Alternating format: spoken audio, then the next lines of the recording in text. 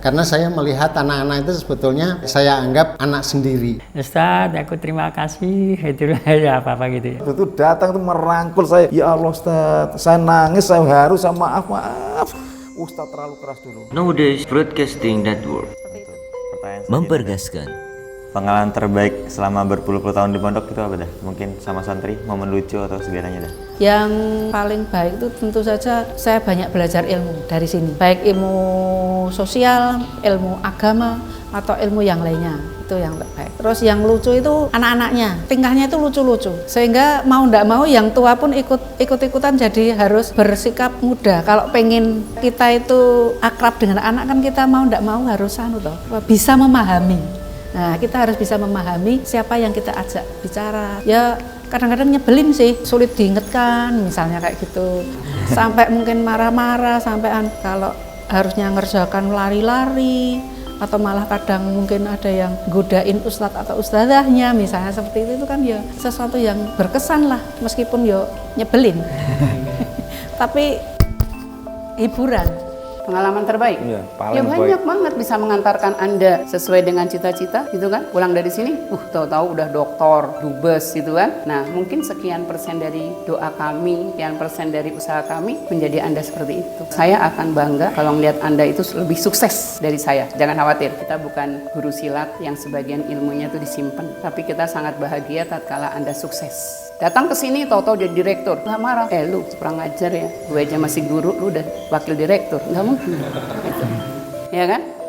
Saya nggak akan marah dengan Ustadz Arkan, Ustadz Bambang, Ustadz ini, nggak apa-apa. Saya bangga Ustadz AR, jadi orang terkenal, ya kan, dengan kasanya. Kalau ditanya siapa guru fisikanya, pasti jawab saya.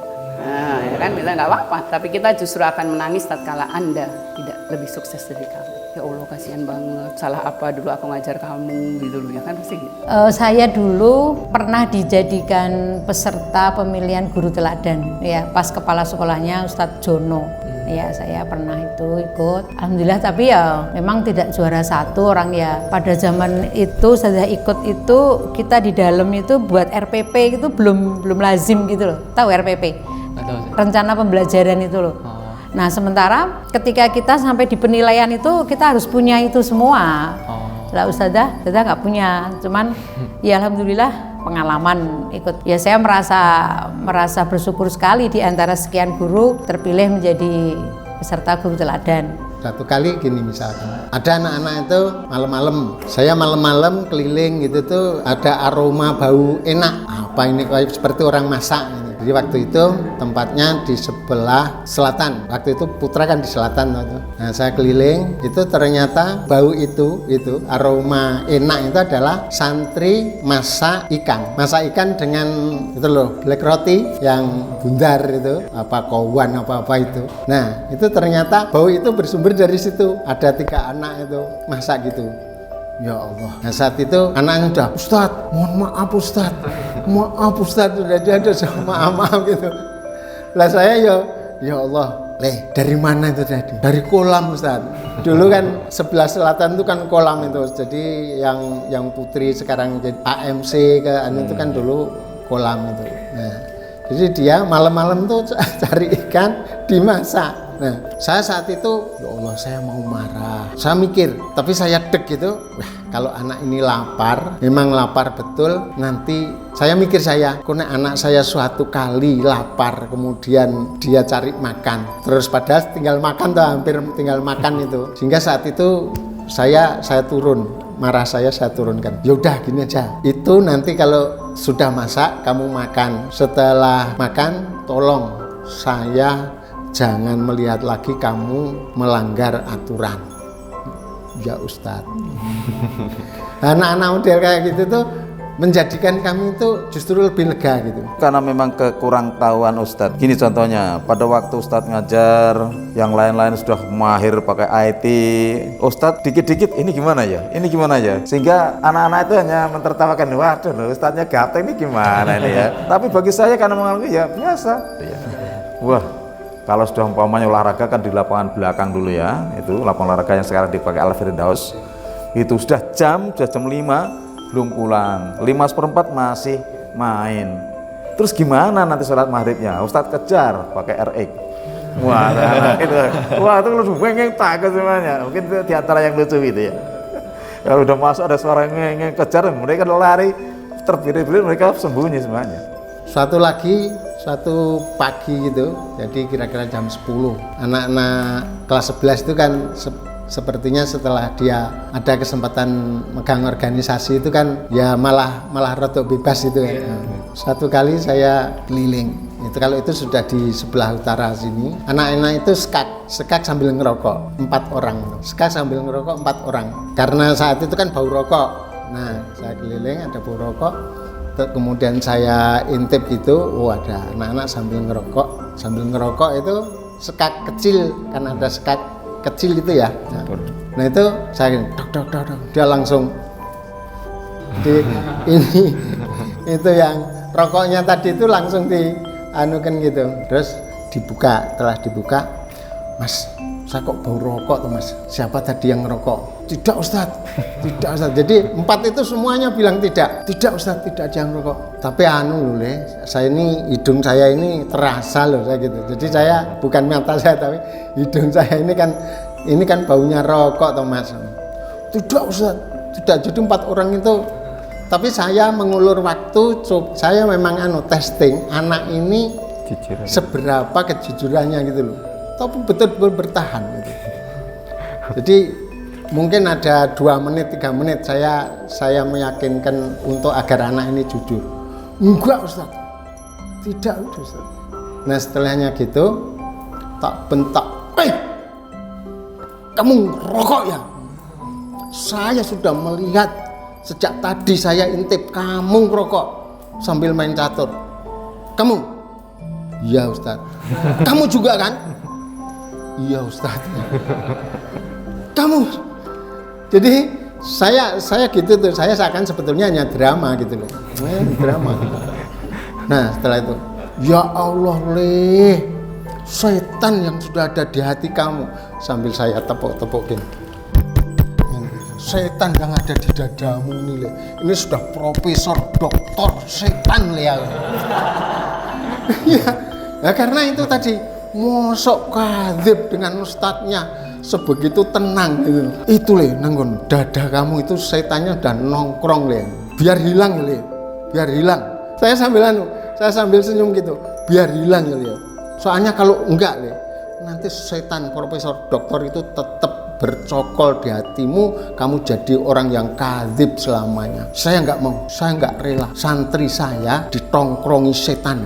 Nah setelah itu tadi, ya Ustadz, sini jajar Pak, sini jajar. Bismillah ya setan yang ada di hati kamu biar pergi, coba kamu sini. Anunya nah, jadi 4 orang jajar gini, ini sana. Ini setan yang ada di sini biar keluar ya. Ya Ustadz. Ya sudah, setan keluar kamu dari dada santri saya. Ini 4 nih. Kamu juga ya Lia. Hei setan, keluar dari hati santri saya. 4 orang tak gitu kan semua. Nah itu pengalaman menurut saya indah. Kenapa? Karena santri-santri ini setelah kalau ketemu ke masjid atau gitu mesti, ya Ustadz, Assalamualaikum Ustadz, saya nasihati, ini yo, mosok nakal kok terus, mosok ngerokok kok terus, saya hanya gitu. Jadi kamu pada akhirnya harus baik itu pengalaman yang bagus semacam itu. Untuk selanjutnya dah, kan nggak semua santri kan baik ya dah. Oh iya. Mungkin ada beberapa yang mungkin buat ustazah sakit hati. Ustazah nanggepinnya gimana dah? Namanya anaknya orang banyak. Dari satu perut saja, misalnya seorang ibu melahirkan 4 orang anak misalnya. Itu kan satu perut. Dari 4 orang anak itu pun tidak semuanya sama. Padahal ketika kita kasih dia makan, itu kan sama toh. Lauknya yaitu, terus sayurnya yaitu. Tapi kan hasilnya itu ternyata berbeda. Ya tentu saja kita menghargai suatu perbedaan lah. Semua itu adalah berjalan begitu aja. Dan itu saya anggap wajar sih, wajar. Anak nakal, anak namanya berbeda, anak banyak tingkah, itu saya kira ya wajar. Tidak semuanya harus, kok harus begini, itu nanti kayaknya ya nggak ada tantangan sih. Itu Seperti itu. Bagi saya tidak melihat secara merah putih seperti itu ya. Saya tahu anak-anak yang sekarang berhasil baik dalam kehidupan duniawinya maupun ukhrawinya, itu ternyata nggak semuanya berasal dari anak-anak yang selalu dulu tunduk atau enggak seperti itu. Bahwa anak itu berproses, itu anak sedang berproses. Semua orang itu berproses. Jadi saya tidak akan melihat ya saat itu mungkin ya jengkel gitu ya melihat anak dibilangi ngayal malah bini-bini. Apalagi setelah tua ini, saya nikmati aja. Oh anak-anak seperti itu nanti insya Allah kita doakan saja. Kalau saya seperti itu. Jadi kok sampai saya jengkel sesaat oke, nggak apa-apa. Tapi sesudah itu tuh saya kembalikan, anak itu memiliki fitrah sendiri-sendiri bagaimana kehidupannya. Jadi insya Allah sebagai seorang guru yang juga sudah lama itu tidak akan istilahnya apa ya, ngejudge, oh kamu anak gini, enggak.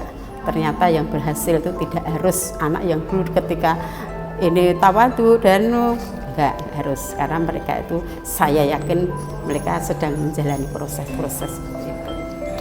Ya kalau itu normal aja sih, Ustazah juga manusia yang mungkin juga yang kadang-kadang imannya naik turun ya kan. Kadang-kadang anak marah disenyumin aja. Ya banyak lah Ustazah nasehatin aku dong. Mau nasihat apa lagi? Sudah banyak Ustazah nasehatin masih melanggar aja, ya kan? Nah, jadi kalau saya sih ya seperti pesannya Ustaz Anwar Soleh itu, didoakan saja, gitu loh. Ya kita nggak tahu nasibnya anak itu di luar seperti apa, ya kan? Dan ternyata mungkin ya gitu nanti ketemu Ustazah ingat aku enggak? Enggak tuh, kenapa? Itu loh Ustazah dulu yang gini-gini yang kau dipanggil Ustazah tuh ini Bulan. Oh bulan tuh artinya apa coba? Komar ya? Nah satu lagi siapa ya namanya? Ada anak yang itu pokoknya gitu-gitu, tapi ya ternyata sekarang juga jadi bagus. Jadi kita tidak mendoakan kalian, insya Allah senakal-nakal kalian, kita selalu mendoakan kalian baik. Karena kan doa orang tua katanya harus baik, sehingga Allah ijabahi juga nanti insya Allah baik gitu. Nah kalau ada yang nakal ya biasa aja, pertama dirasanin, ya Allah kok nggak berubah-berubah sih gitu aja. Pertama biasalah kayak orang-orang gitu, kayak guru-guru yang lain, pasti dirasanin. Tapi ya habis itu lupakan aja. Ketemu lagi nakal, astagfirullahaladzim, mudah-mudahan besok jadi lebih baik lah gitu aja. Sebetulnya aslinya nggak ada, hanya saja kan ada pepatah. Jadi apa yang dikerjakan oleh anaknya itu ya mungkin tidak jauh dari apa yang diperbuat oleh orang tuanya juga. Jadi ya mungkin kalian nakal seperti itu sebagian berapa persen ya mungkin ada melihat kami yang kurang juga baik terus ditiru ya kan. Ustadz sekarang pakai celananya kecil-kecil, Anda juga ikut kan pakai celana kecil-kecil. Kalau ditanya nama kecil, Ustadz juga kecil. Nah gitu mungkin. Jadi ya santai aja lah kalau saya sih, nggak terlalu dipikir banget gitu. Ya begitulah namanya anak itu kan tidak dikatakan tadi tidak semuanya lurus-lurus, ada yang seneng ya melanggar dan sebagainya. Tapi alhamdulillah setelah mereka disadarkan nyatanya juga berakhir dengan baik. Begitu? Oh iya. Iya Nek Ustazah ini alhamdulillah memang termasuk orang yang bisa mengendalikan diri insya Allah ya. Anak-anak putra terutama itu kan reaksi spontannya itu mesti kata-katanya tidak baik. Tapi saya nggak marah. Misalnya Ustazah ngelek kayak apa itu, dia nggak tahu kalau itu Ustazah Marwanti yang ngomong. Tiba-tiba dia bilang apa coba? Matamu gitu. Loh. Ya. Itu tapi aku nggak marah. Kamu lihat siapa? Ya Ustazah maaf gitu. Ya makanya saya kalau mengajarkan anak-anak itu reaksi spontan itu menunjukkan kepribadian kamu. Kalau kamu kesandung kaki meja yang keluar itu kata-kata seperti itu, ya itu kepribadianmu. Tapi kalau kamu kesandung kaki meja bilangnya astagfirullah atau innalillah, nah itu kepribadianmu juga. Makanya saya tapi nggak sakit hati, malah kadang-kadang sakit hatinya gini, ya Allah kok anak-anakku seperti ini gitu loh ya. Memang kepribadian itu susah diubah ya, mungkin harus butuh waktu, termasuk kebiasaan seperti itu. Makanya ya kebiasaan ini yang akan menunjukkan kepribadian seseorang. Gitu ya. Ya itu kalau anak putra ya, kalau anak putri enggak begitu, enggak. Anak putra itu kebanyakan, ngaku enggak kalian? Oh, iya. Kan suatu saat nanti santri bakal lulus dan jadi anggota masyarakat nih. Harapan Ustadz buat santri apa? Seperti tadi saya sampaikan, buat santri itu harapan saya santri yang membawa rahmatan lil alamin tadi. Jadi kemanapun, katakan ke daerah hijau jangan istilahnya jadi merah kan gitu. Daerah hijau ya sudah, bagaimana daerah hijau itu menerima kamu ke daerah merah. Maksud saya tahu ya, daerah merah misalkan aja. Ya, ke daerah merah ya bagaimana caranya kamu bisa diterima di daerah merah. Di daerah kuning, kamu bisa diterima di daerah kuning. Artinya, kalau di dalam masyarakat itu bisa masuk dulu. Jadi bisa masuk, setelah bisa masuk, bisa memberikan kemanfaatan. Dimanapun orang, asal bisa memberikan manfaat. Sebetulnya hadis Rasulullah tadi kan, dimanapun kamu para santri ini asal bisa memberikan manfaat buat lingkungannya, itu dia akan memberikan satu kemanfaatan dan kedamaian. Maka itulah kebanggaan guru itu adalah manakala murid-muridnya berhasil dengan baik, syukur melebihi gurunya. Itu semua guru saya kira, bukan hanya saya. Profesor Mahfud Solihin dari Jogja, itu Ustadz ngajar. Tapi dia betul profesor. Dan kalau ketemu, Masya Allah, apakah dia sombong? Wah Ustadz, enggak, justru ya Allah Ustadz, berkat bimbingan Ustadz, saya alhamdulillah dikaruniai ilmu. Berkali-kali saya itu diundang oleh alumni yang katanya Ustadz Suprayogi. Betul datang itu merangkul saya, ya Allah Ustadz, saya nangis, saya haru, saya maaf Ustadz terlalu keras dulu. Saya mengakui Ustadz keras, saya kira itu mau balas dendam. Tapi dengan begitu Ustadz, saya menjadi terpacu menjadi anggota Bappenas, sering ke luar negeri. Namanya Yuliandri, Masya Allah. Bukan hanya saya yang keras, yang lain juga, tapi yang terkeras dulu mungkin saya gitu ya. Bermanfaat, tetap soleh, terus kemudian juga jangan melupakan yang namanya pedoman agama, itu harus selalu dipakai. Ustazah punya harapan nggak untuk santri gitu, Ustaz? Ya jelas lah. Harapannya apa, Ustaz? Ya, harapannya kalian jadi orang-orang yang soleh, soleha, yang cerdas. Balik ke sini, pastikan Anda sukses. Jangan Anda ke sini membawa ijazah yang nggak laku dijual. Ustadz, saya ngelamar dong, kenapa? Ya saya nggak dapat kerjaan, sini aja lah. No, harus punya ilmu Mbak sini. Bagaimana membuat As-Salam lebih bagus. Sebelum Anda masuk, setelah Anda sekarang masuk lagi ke sini, pastikan Anda punya niatan yang akan membangun As-Salam ini lebih baik. Jangan bawa ijazah ke sini. Saya akan menangis tatkala Anda ke sini ngemis kerjaan, di luar nggak bisa dijual, kemudian ke sini nggak apa-apa deh, pengabdian aja. Dulu aja suruh ngabdi boro-boro, bisa balik gitu loh. Sekarang no. Jadi silakan kalian datang kemari ke sini dengan segudang ilmu yang membuatkan As-Salam ini akan jadi lebih baik. Itu harapan saya. Ya kita kan Ustadz Farhan sudah hampir waktunya habis ya kan. Boleh sekarang Ustadz Farhan diperpanjang 3 tahun. Ya wallahu alam ya kan. Masa akan di sini terus? Ya enggak. Jadi nanti Anda next generation-nya adalah Anda yang harus mau kembali ke As-Salam untuk membuat As-Salam lebih besar. Saya kebetulan dekat masjid, yang di pengurus masjidnya itu anak-anak alumni pondok. Mereka imami itu surat bacaannya. Saya kebetulan kan belum pernah jadi makmumnya anak-anak gitu ya. Nah saya berharap anak-anak itu di masyarakat ya menjadi suri teladan bagi masyarakat setempat. Terus memperlihatkan, oh ini loh anak As-Salam, ternyata jadi imam bagus ya. Jadi bermanfaat bagi masyarakat, bisa jadi contoh di masyarakat gitu. Harapannya. Ya, kami ada surat. Iya. Silakan, isinya bisa dibaca dalam hati atau mungkin dibacain sama gitu. satu teman. Surat dibaca. Aduh, aku nangis engkau. Ini ada surat dari kami. Oh iya. Ini Tat, ada surat dari kami Tat. Bisa dibuka. Apa itu? Surat. Surat. Silakan. Nah, boleh dibaca? Silakan. Mau dibaca di dalam hati sendiri atau mungkin dibacakan? Ini dibuka sekarang. Ini Ustaz ada surat, mau Ustazah baca dalam hati atau dibacain? Baca dalam hati gimana ceritanya kan? Ini surat apa nih ya? Terima kasih. Ini apa lagi Wan? Ya ini harus berakomodasi maksimal. Saya nggak ada ustazah, berarti nggak bagus ini foto. Kalau kayak gini naruhnya buat batas baca Quran ya Wan? Dibaca Quran. Iya, siap. Terima kasih. Bagi sebagian besar orang, perpisahan memanglah terasa begitu menyakitkan. Amat pasti diiringi isak tangis, urayan air mata, duka lara, penyesalan, kesedihan, sendu pilu, muram durja, dan terutama keinginan untuk bisa mengolah momen-momen kebersamaan dari awal sebuah pertemuan.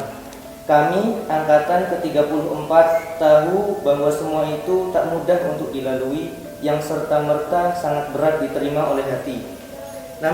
Namun kami juga yakin, seyakin-yakinnya, jikalau mampu menyongsongnya dengan baik dan terutama merangkai keikhlasan berlapang dada, semua sedu-sedan itu akan berakhir dan bersatu padu secara kafah menjadi suatu padanan yang indah, menjelma menjadi kedewasaan paripurna, bertransformasi menjadi helaan napas lega dan menciptakan perasaan damai sentosa. Duhai guru yang senantiasa digugu dan ditiru, izinkan kami untuk memohon maaf atas seluruh khilaf dan salah selama 6 tahun lamanya engkau membersamai kami yang berkelakuan nakal, bersifat bebal, dan seringkali membuat dirimu mengkal.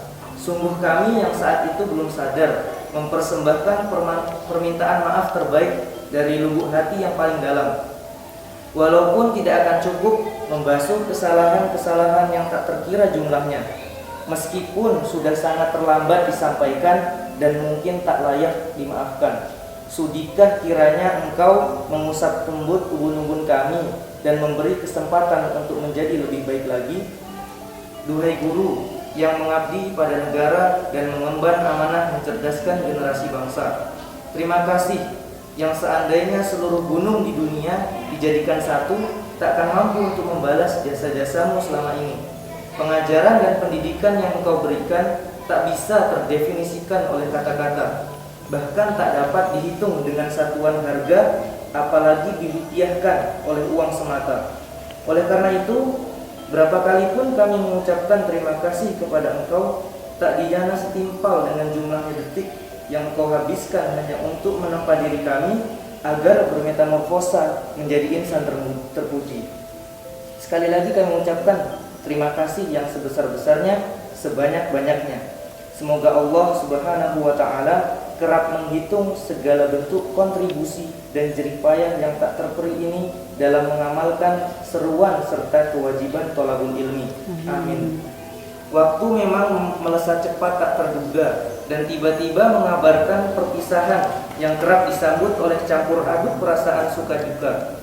Waktu adalah hakikat, tidak bisa dipercepat dan mustahil diperlambat. Biarlah waktu berjalan dengan semestinya, biarlah waktu yang menentukan arah tujuannya. Kami percayakan saja suratan takdir padanya, kemudian mengabadikan seluruh kenangan bersama. Surat ini ditulis dengan segenap jiwa dan raga sebagai saksi dan bukti nyata bahwa keberadaan kami itu ada. Kami sampaikan salam persahabatan yang abadi kepada seluruh personil edukasi Pondok Pesantren Modern Islam As-Salam. Mari membuat korelasi yang erat agar menuai koneksi yang kuat. Mohon doa restu demi keberkahan ilmu serta terwujudnya mimpi dan cita-cita kami di masa yang akan datang. Semoga kami bisa menjadi insan yang baik, mampu menyelesaikan segala ujian-ujian terberat dalam hidup ini, dan mengharapkan segala usaha kami diterima dan diberkahi oleh Allah Subhanahu wa Ta'ala. Kami angkatan ke-34 yang bernama Eternal MET atau biasa disebut Eternity 34 mengharapkan dengan sangat keridoan dan kerestuan. Masih banyak sekali ujian yang harus kami hadapi di masa yang akan datang. Begitu pula selaksa doa yang selalu kami butuhkan. Jazakumullah khairan katsiran, tertanda Eternity 34 Generation.